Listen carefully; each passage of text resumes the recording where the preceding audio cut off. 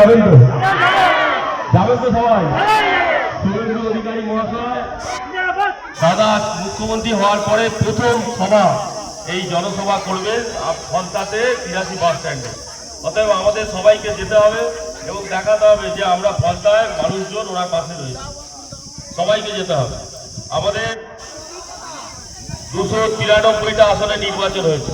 পশ্চিমবঙ্গে 294টা আসন, 293টা আসনে নির্বাচন হয়ে গেছে। 293টা আসনে